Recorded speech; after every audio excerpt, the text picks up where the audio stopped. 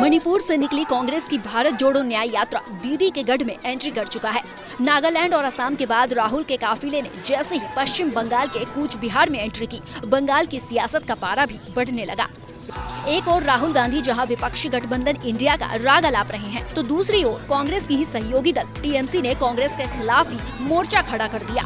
बंगाल में मचे सियासी घमासान की इन दो तस्वीरों से समझिए इंडिया अलायंस कहां खड़ा है।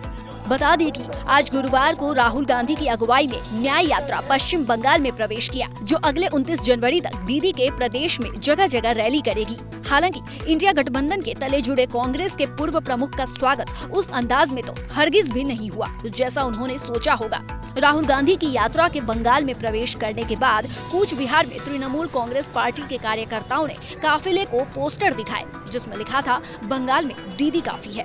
बता दें कि ममता बनर्जी की पार्टी टीएमसी भी इंडिया गठबंधन का हिस्सा है, लेकिन बुधवार को ममता ने जैसे ही पश्चिम बंगाल में अकेले चुनाव लड़ने का ऐलान किया, न केवल इंडिया गठबंधन को झटका लगा, बल्कि कांग्रेस के खिलाफ टीएमसी का आक्रोश भी बढ़ गया, जिसका नतीजा ये दिखा कि राहुल का स्वागत टीएमसी कार्यकर्ताओं ने ऐसे किया, बंगाल में दीदी काफी है। उधर दूसरी ओर बंगाल में अपनी एंट्री के साथ ही राहुल गांधी ने ये मैसेज दे दिया है कि वो यहाँ इंडिया गठबंधन की अपने सहयोगी दल तृणमूल कांग्रेस को चुनौती देने के लिए नहीं, बल्कि उनके साथ खड़े होने के लिए आए हैं। साथ ही इंडिया गठबंधन के एकजुटता की बात भी कही। न्याय यात्रा में हमने न्याय शब्द जोड़ा है, क्योंकि देश में अन्याय हो रहा है। बीजेपी, आरएसएस नफरत फैला रही है, हिंसा फैला रही है और अन्याय फैला रही है।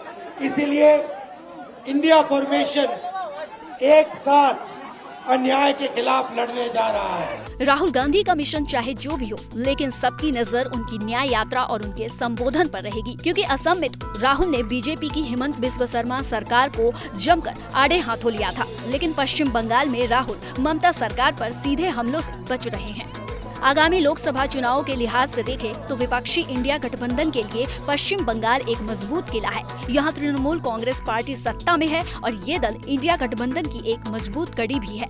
हालांकि कांग्रेस और तृणमूल कांग्रेस के बीच बंगाल सीट बंटवारे पर पेच अभी भी फंसा हुआ है। ऐसे में इस लिहाज से भी राहुल गांधी की यात्रा पर विशेष नजर रहेगी।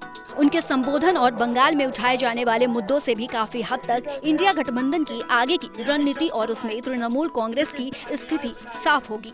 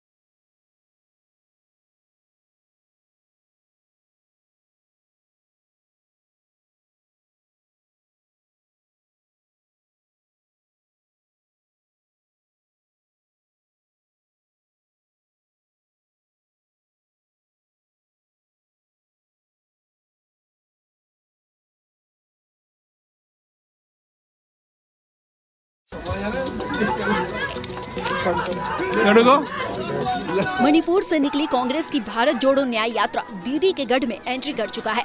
नागालैंड और असम के बाद राहुल के काफिले ने जैसे ही पश्चिम बंगाल के कूच बिहार में एंट्री की, बंगाल की सियासत का पारा भी बढ़ने लगा। एक ओर राहुल गांधी जहां विपक्षी गठबंधन इंडिया का राग अलाप रहे हैं, तो दूसरी ओर कांग्रेस की ही सहयोगी दल टीएमसी ने कांग्रेस के खिलाफ ही मोर्चा खड़ा कर दिया। बंगाल में मचे सियासी घमासान की इन दो तस्वीरों से समझिए इंडिया अलायंस कहां खड़ा है। बता दें कि आज गुरुवार को राहुल गांधी की अगुवाई में न्याय यात्रा पश्चिम बंगाल में प्रवेश किया, जो अगले 29 जनवरी तक दीदी के प्रदेश में जगह जगह रैली करेगी। हालांकि इंडिया गठबंधन के तले जुड़े कांग्रेस के पूर्व प्रमुख का स्वागत उस अंदाज में तो हरगिज भी नहीं हुआ जैसा उन्होंने सोचा होगा।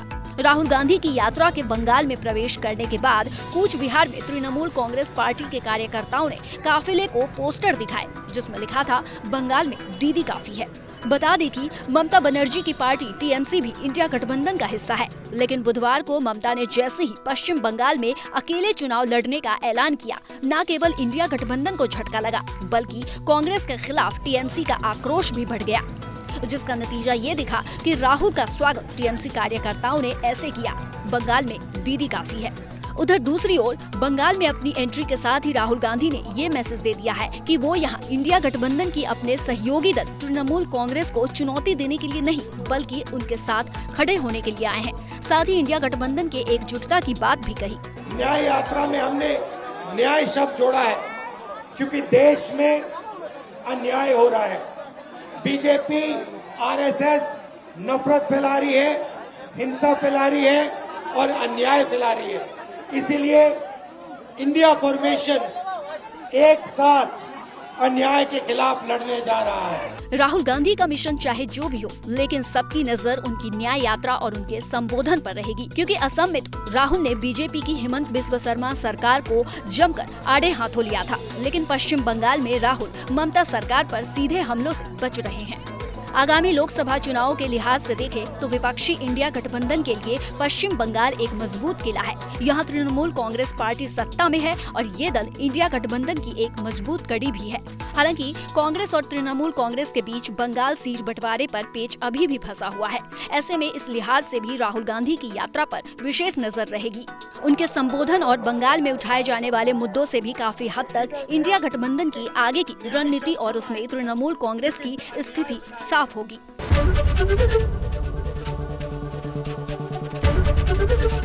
एबीपी गंगा, खबर आपकी, जुबान आपकी।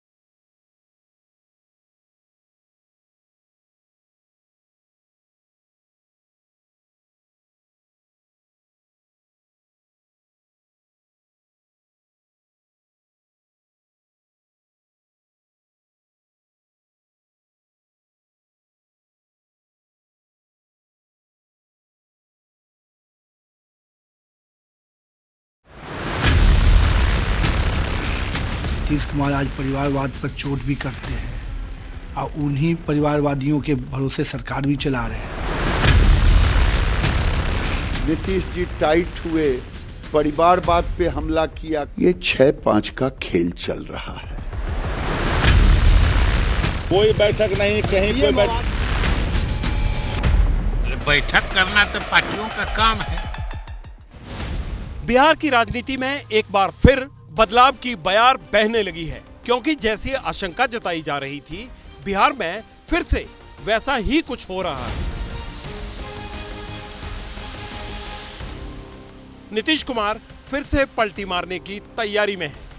पटना में बैठकों का दौर शुरू हो गया है। सीएम आवास पर जेडीयू नेताओं की मीटिंग हुई। लालू और राबड़ी के घर पर आरजेडी की हलचल बढ़ गई। लेकिन जेडीयू और आरजेडी दोनों के ही नेताओं का कहना है कि बिहार में सब कुछ ओके है। बिहार में कुछ जो व्याकुलता की गोटियां खा रखे हैं वो हर उन चीजों को अलग से व्याख्या करने की कोशिश करते हैं। कोई बैठक नहीं, कहीं कोई प्रतिदिन जो दिनचर्या है, जो लोग आना है, जिन लोग का जाना है, वो आते रहेंगे, जाते रहेंगे, कार्यक्रम होते रहेंगे। अब सरकार में अभी ठीक है, तब तो जा रहे झंडा फहराने। बीजेपी के लोगों ने दिल्ली में बैठक बुला ली है सब। अरे बैठक करना तो पार्टियों का काम है। दोनों दलों के नेता भले ही कुछ भी साफ साफ बोलने से बच रहे हैं, लेकिन बिहार में सरकार और गठबंधन दोनों में गड़बड़ी की खबरें पहले से ही सामने आ चुकी हैं। एक खबर दिल्ली से सामने आ गई कि बिहार को लेकर दिल्ली में बीजेपी ने हाई लेवल मीटिंग की। 3 घंटे लंबी इस बैठक में खुद प्रधानमंत्री मोदी, गृह मंत्री अमित शाह और बीजेपी अध्यक्ष जेपी नड्डा मौजूद थे। इस बैठक के बाद आज ही बिहार बीजेपी अध्यक्ष सम्राट चौधरी और जेडीयू के सीनियर नेता केसी त्यागी एक साथ पटना से दिल्ली रवाना हुए। कि जब हमारा राष्ट्रीय नेतृत्व ने दरवाजा बंद रखा है तो हम खोलने वाले कौन होते हैं? नीतीश कुमार जी अब बिहार को बर्बाद कर रहे हैं। मैं देखिए, वो वस्त्र के तरफ पार्टियां बदले हैं। नीतीश जी का तो कभी कोई विचारधारा रहा नहीं है।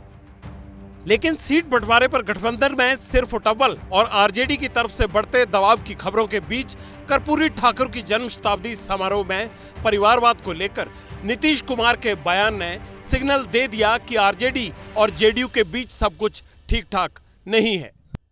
आजकल तो बहुत लोग अपने परिवार को बढ़ाते रहता है।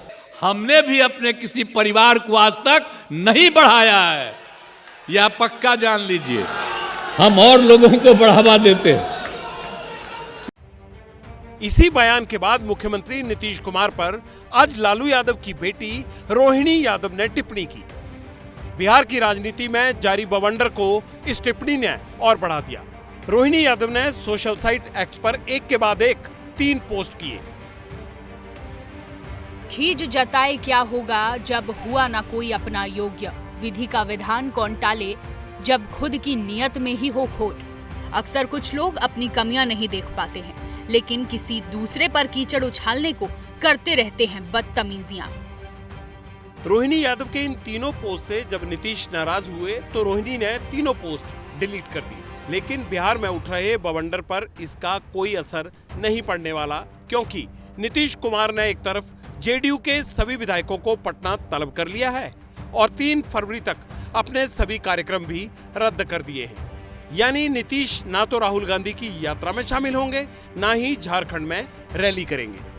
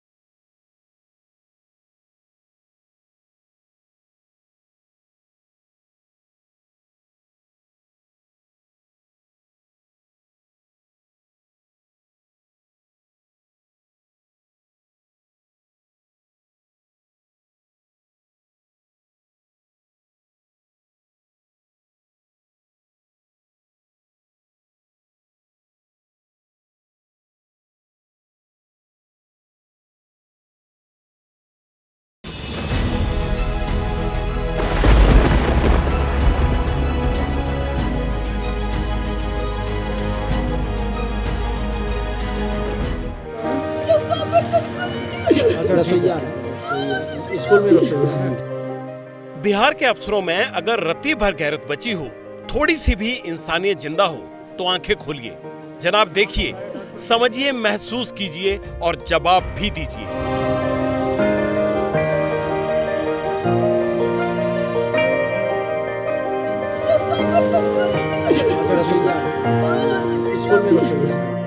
क्योंकि ताकत का अहंकार मुजफ्फरपुर लखीसराय के इन घरों पर कहर बनकर टूटा है। जानते हैं मुजफ्फरपुर के टीन और खपरेल के बने इस घर में क्या हुआ है? ये माँ क्यों बेसुध पड़ी है? क्यों इसका चेहरा पीला पड़ चुका है?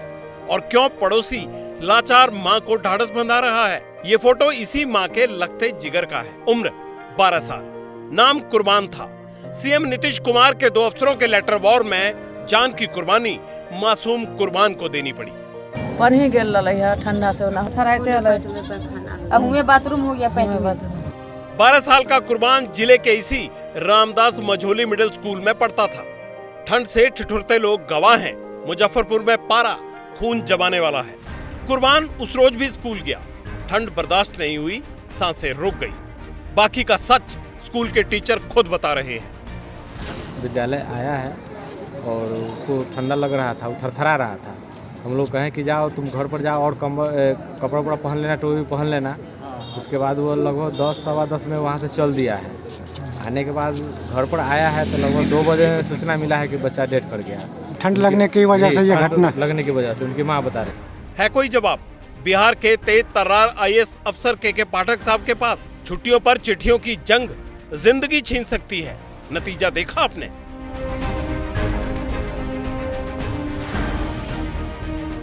वैसे देख तो सब कुछ मुजफ्फरपुर के डीएम प्रणव कुमार भी रहे हैं। ठंड जानलेवा है, लेकिन छुट्टी वाले झमेले में फंसना नहीं चाहते।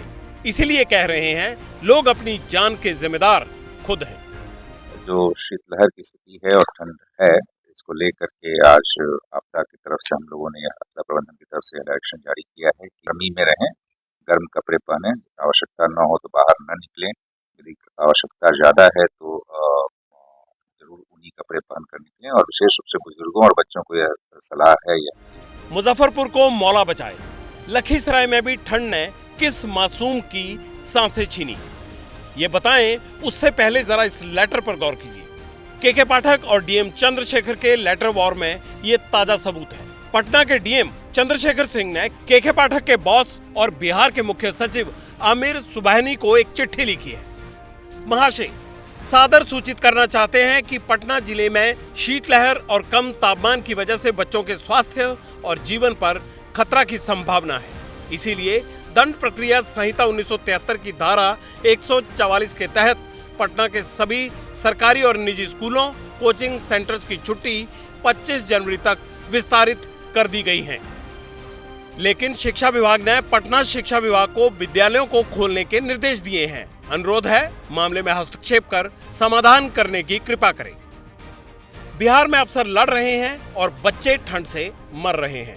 मुजफ्फरपुर से 144 किलोमीटर दूर लखीसराय में भी ठंड ने एक बच्चे की जान ले ली।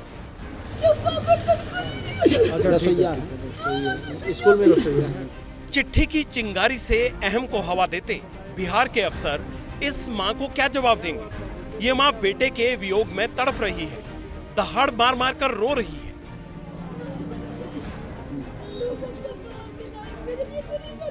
अरे कपड़ा मतलब स्वेटर वगैरह नहीं था क्या? ये तस्वीर 7 साल के रणवीर की है। रणवीर चुनचुन मंडल के श्री घना प्राथमिक स्कूल में पढ़ता था। ठंड बड़ों से बर्दाश्त नहीं हो रही। 7 साल का रणवीर उसे कैसे बर्दाश्त करता? बच्चे ने ठंड में दम तोड़ दिया।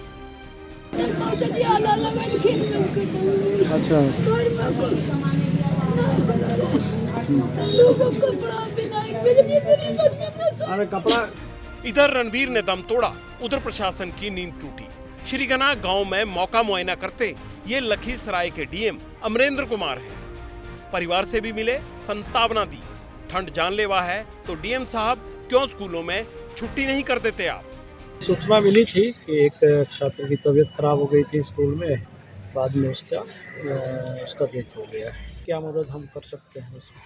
सर, ठंड से मौत हो रही है, स्कूल खुला है, इसमें क्या लग रहा है, कौन जिम्मेवार है? तो जिम्मेवारी का निर्धारण तो मैं नहीं कर सकता हूँ, क्योंकि ये उच्च स्तर की बात है। का फिलहाल जो निर्देश है उसको हम लोगों ने फॉलो किया है। डीएम साहब, आपके भी बच्चे होंगे, आगे से कोई बच्चा इस तरह से ठंड में ना मरे, किसी माँ की कोख न उजड़े, इसकी जिम्मेदारी कौन लेगा, कौन जवाब देगा? अफसर आगे आएंगे या लड़ाई में बिहार के और चिराग यूं ही बुझते जाएंगे? डीएम साहब, अपनी कलम की ताकत दिखाने का वक्त आ चुका है, जरा सोचिए।